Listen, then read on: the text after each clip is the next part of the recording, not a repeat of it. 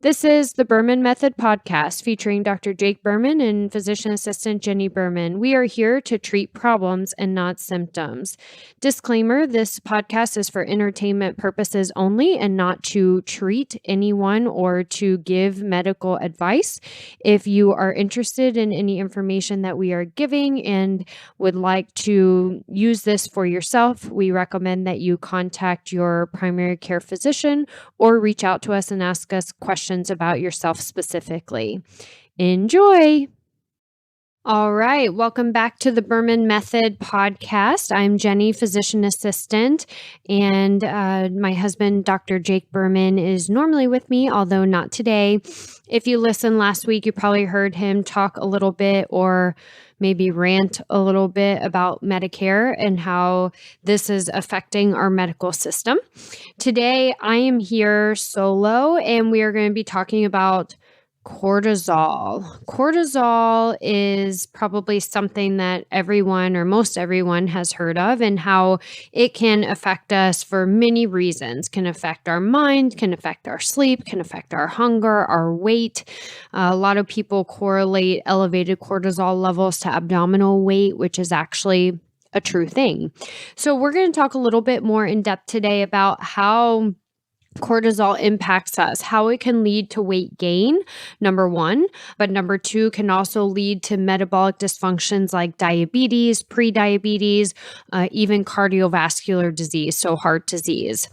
So if you have, or anyone in your family has, which is probably 99% of people, either encompasses them or their family, having abdominal weight, heart disease like heart attacks, high blood pressure, high cholesterol, diabetes, elevated blood sugar, then this is something that you need to listen to and then send to your friends and family to listen to, because this could be something to help you out. So cortisol is a glucocorticoid hormone. It's a stress hormone. Cortisol is often released in times of chronic stress, but there's many other factors that can lead to why cortisol is being released and why it's elevated. So it's true in that cortisol can actually cause a redistribution of white adipose tissue, which is our fat tissue. Elevated cortisol levels can actually redistribute that fat tissue to the abdominal area, leading us to kind of that flat tire, more pear shape with the weight being in the abdominal area, in our back section, lower down, in our buttocks, that area. So this is often a result of elevated cortisol levels. And we want to know, why are cortisol levels elevated and what can we do to improve that? So, I had mentioned that this glucocorticoid hormone called cortisol can actually lead to the results of the abdominal weight, the cardiovascular disease, and the metabolic syndrome. But it's also a vicious cycle that the foods that we're eating that are high in sugar can lead to the elevated cortisols. The interrupted sleep can lead to cortisol. So we have to really target this as a whole. So to back up a little bit, when we have high stress, it leads to a vasoconstriction within the body, which essentially then causes a release of epinephrine. So you might have heard of, I'm getting a little deep here, but epinephrine and norepinephrine, these are released in times of stress or the flight or fight system. So when this is released, it can actually increase glucose, which is sugar. So again, this is a very systemic, vicious cycle of elevated cortisol leads to insulin resistance. Insulin resistance can lead to increased cortisol. What is insulin resistance? Insulin resistance is a metabolic dysfunction in which the body is not metabolizing carbohydrates and sugars efficiently. So now you're eating and the body is actually storing food as sugar, which again then turns to abdominal fat, rather than utilizing food for fuel. Now, I mentioned just a few minutes ago that eating high glycemic index, what does that mean? Foods that are high in simple sugars, so white breads, ice cream, potato chips, white rice, angel food cake. These things are high in simple sugars or high on the glycemic index, as opposed to carbohydrates like vegetables, Brussels sprouts, broccoli, zucchini, squash, peas, carrots. Although those are a little bit starchy, they're lower on the glycemic index or on that simple sugar scale. So when we consume foods that are high in the glycemic index, that can also lead to an elevation of cortisol. So not only do we have this higher sugar food that our body is not metabolizing, now it's increasing the cortisol level, which ultimately causes further insulin resistance. And we're going to talk a little bit about that as well. With that insulin resistance, meaning the body is not metabolizing the carbohydrates and sugars, having an elevated cortisol level can actually lead to that as well, because cortisol actually blunts the sensitivity to insulin, the body's sensitivity to insulin. So if we are not as sensitive to the insulin that's being released, then the body has to release more insulin to be able to balance our blood sugar. So when we have such a high level of insulin and the body is not responding to it, then that also creates a chronically elevated blood sugar level or a large blood sugar instability, which then is going to cause the body to store sugar as fat. So now we're having a redistribution of fat to the abdominal area from the elevation of the cortisol level, and the body is storing more fat because of the chronic elevation of blood sugar.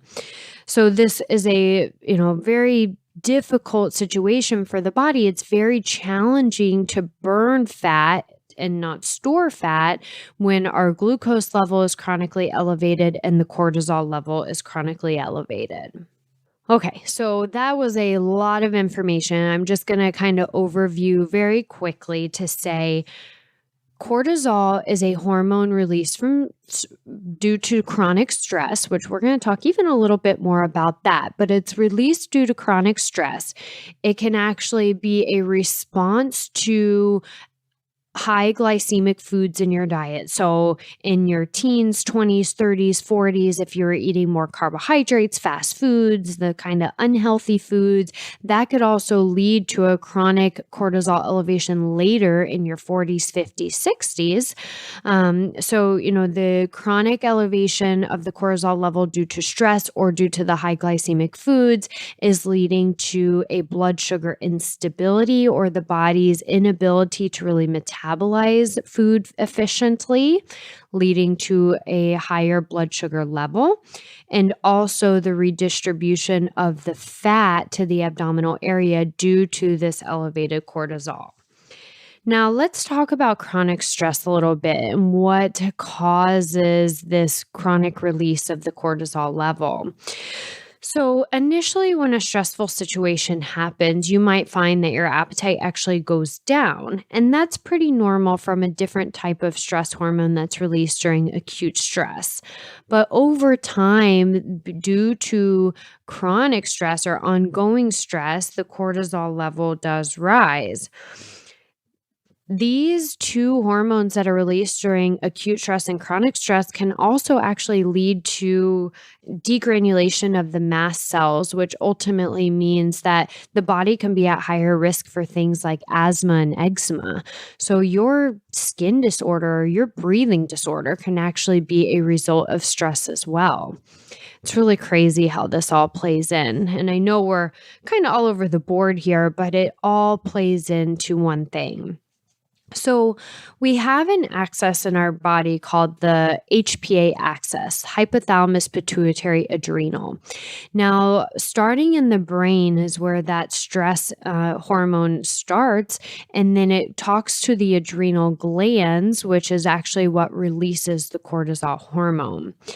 If this HPA axis is being chronically disturbed from stress, whether it's food that you're eating is stressing your body out, if it's work, family, your children, activity, so over exercising, all of these things can lead to a chronic stress in the body, which then releases the cortisol. Something else could be something like a traumatic event. So a family member passed away, a car accident, studying for boards. If you go through a master's degree or a doctorate degree and you have to study for boards, this could also lead to that internal chronic stress. And we had talked about, several times throughout this podcast that chronic stress also can damage the internal lining of the intestines, which then could lead to a leaky gut system. And the leaky gut can also cause the chronic stress or the chronic cortisol release as well. So again, there's a lot that plays into why the HPA axis is being disturbed, which is leading to that chronic release of the cortisol. So now we've talked about traumatic events, HPA axis dysfunction, high glycemic foods. Some other causes of elevated cortisol levels can be medications. So if your doctor puts you on certain medications for other autoimmune conditions, it could be alcohol leading to a chronic elevation of the cortisol level. Sleep deprivation, that's a huge one that I want to talk more about. One other one too that can lead to the chronic elevation of the cortisol levels can be night eating. So waking up at night and eating can actually cause this problem too. So let's talk a little bit about sleep deprivation. In the fast-paced world that we live in, we just oftentimes don't sleep enough. So that's the number one problem leading to this interrupted sleep cycle. We go to bed too late, we wake up too early, we're watching television, we're on our cell phones in bed, which is leading to a disruption of the REM cycle or that deep sleep. But this not sleeping enough hours and not getting into a REM sleep can actually lead to the chronic elevation of cortisol. Now, on the other side of that is the chronic elevation of cortisol can actually lead to disrupted sleep. So you can't fall asleep or stay asleep. I have many clients that tell me when they have, cortisol elevation or insulin resistance, both of them can lead to waking up between 2 and 4 a.m. and you just can't go back to sleep. The biggest cause for that is because of the blood sugar instability. Your blood sugar is rising and falling around that time, and the body doesn't like that. But it also could be a result of the cortisol level spiking between 2 and 4 a.m., causing a wake-up cycle. Naturally, the body's cortisol is supposed to spike around 6 a.m., which would be great because that's generally when normal people will wake up in the morning and get their day started. The issue with chronic elevation of cortisol is it's actually spiking several times a day. So it's spiking at 6 a.m., 9 a.m., noon, 4 p.m., 8 p.m., 2 a.m. So we're constantly being revved up. But remember, I mentioned that cortisol leads to that insulin resistance. So now every time your cortisol level is spiking during the day, it also leads to an insulin spike, which then we talked about insulin can lead to weight gain. So we're going back again, talking about how cortisol can cause weight gain when it, with all these different reasons, sleep deprivation being one of them. Now, when the cortisol spikes at, 2 a.m., we wake up. When it spikes at 4 a.m., we wake up. When it spikes at 6 a.m., we're dragging ourselves out of bed. But this constant spiking and waking is really interrupting that deep sleep, which then just results in the chronic elevation of cortisol. So we just keep going back to these vicious cycles of, I can't sleep, so my cortisol's high. My cortisol's high because I can't sleep. My body is craving carbohydrates and sugars, so I eat them, which can cause an increase of cortisol. Or my cortisol is elevated, so I'm craving carbohydrates and sugar because of the body's need for that comfort food and more sugar. So, what can we do to break this cycle? There has to be something to break this cycle. How can we get the cortisol levels down? How can we get our hunger under control? How can we improve our sleep? There's definitely ways to interrupt this cycle and to get your body on track.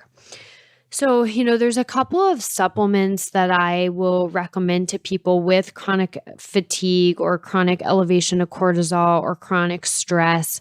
There's certain amino acids in our body, one of them specifically being L-theanine, that is very helpful in reducing this chronic stress, reducing the elevation of the cortisol levels or the cortisol response to stress. Now, of course, these supplements aren't going to take your stress away, but we are going to be reducing the response to the stress. So if the body is not responding to it as much in a negative way, we're not going to be releasing the cortisol as much. So L-theanine being a big one, which is a natural amino acid that many of us just don't make enough of. We don't have a therapeutic level with the amount of stress that we have going on in our life. So that's a huge one to help with reducing the stress response and the cortisol elevation. There's other supplements that can help with actually improving the body's response to leptin, which is one of the hunger hormones in the body. We have leptin and ghrelin. Leptin and ghrelin tell us when we are hungry. They tell us when we're satisfied, when we're having cravings. So if we can control the body's sensitivity to leptin, then that can actually reduce the sugar cravings that we're having. If we can reduce the sugar cravings that we're having and we're eating less sugar, that will help with bringing cortisol levels down as well. And in turn will also help with weight loss. So supplements to help with the control of the leptin and the ghrelin hormones internally can be very, very helpful. So we have to, break these vicious cycles with supporting the internal hormones. And then once we're able to support the internal hormones, get the right macronutrients into our body for fuel, meaning the protein, the carbohydrates, and the fats, getting the right balance of those will provide the right fuel to the body, which then we'll be able to use to improve the metabolism. We will have better blood sugar stability. We'll have better energy. We will improve our sleep because, again, the blood sugar is stable. So we're actually going to be able to sleep through the night. And then the body will start to respond in being able to burn fat instead of storing fat, bringing our cortisol levels down so we're not actually redistributing that white adipose tissue to the abdominal area. One thing I didn't talk about was supplements for sleep. Now, there are certainly things that can help us with falling asleep and staying asleep. Now, I'm not a huge push for prescription medications to sleep because I don't think that actually treats the problem. I initially don't even recommend supplements to help patients with sleep because typically if we fix the underlying cause, the sleep will drastically improve in the first couple of weeks without even having to use a medication or a supplement for this. If we are targeting that chronic elevation of the cortisol and the chronic instability of the blood sugar and improving those, the body will be able to naturally fall asleep and stay asleep. There's no doubt about that. We've also talked a little bit about in the prior weeks on the Berman Method podcast about vitamin deficiencies. So looking into things like magnesium and iron deficiencies, which could actually cause sleep-related issues too, whether it's waking up and not being able to go back to sleep, muscle cramps, restless leg syndrome. So again, targeting the body as a whole to fix the problem instead of just treating the symptoms. This has been a lot to say that cortisol, which is that glucocorticoid hormone released due to chronic stress, can be one of the factors to these vicious cycles that we're constantly in the hamster wheel, just running, trying to figure out how we can get out, how we can stop these cycles. the elevation of cortisol, whether it's from the HPA axis dysfunction, the chronic stress, alcohol, the high glycemic foods, sleep deprivation, the night eating, a big one there.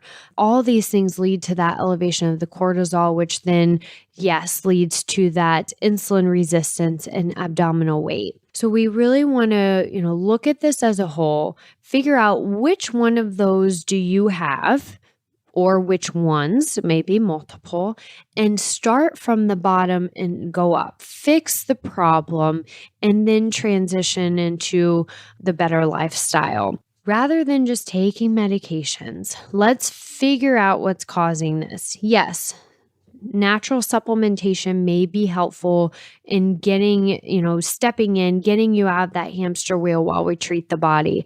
But then the ultimate goal is that you only need these things in certain situations. So, you don't need L-theanine forever, but once you're stable and off of it and in a good position and you're feeding your body the right fuel, but a situation happens, whether it's a family issue occurs or a big sale in your business or, something that triggers that stress response, then you take the L-theanine on an as-needed basis. But hopefully you won't need it forever. Questions about this, call or look at us online, bermanpt.com/wellness. Give us a call, send us an email, download one of our free reports, reach out to us on social media, Instagram, Facebook, if you have specific questions regarding this cortisol elevation and how to disrupt this vicious cycle. These are, of course, nothing here is to specifically treat you, but just to give you ideas to think about and say, okay, what could be causing my specific problems? And then reach out to your medical provider or to us for help on your body specifically and getting you in the right direction. Cool. So that was a lot of information. I highly recommend going back and listening to that a second time or a third time just to really be able to take it all in. So next week, we will be back together, Jake and I. Looking forward to that. Again, thank you for joining us on the Berman Method podcast, where we treat problems and not symptoms. Thank you for subscribing, following us on social media. We give, lots of priceless information on those platforms as well, recipes, workouts, golf tips. So we look forward to interacting with you guys there as well. Have a great day. Thank you for subscribing on your social media and podcast platforms to the Berman Method. Dr. Jake Berman with Berman Physical Therapy and Jenny Berman, Physician Assistant with Berman Health and Wellness. You can find more information on our website, www.bermanpt.com for physical therapy, bermanpt.com/wellness for the health and wellness. You can also find us on social media, Facebook, Instagram, and on your podcast platform. So be sure to follow us, like us, subscribe to us. And if you would like any further information, definitely visit our website and reach out to us. You may also find our free reports on the websites as well, where you can download this free information for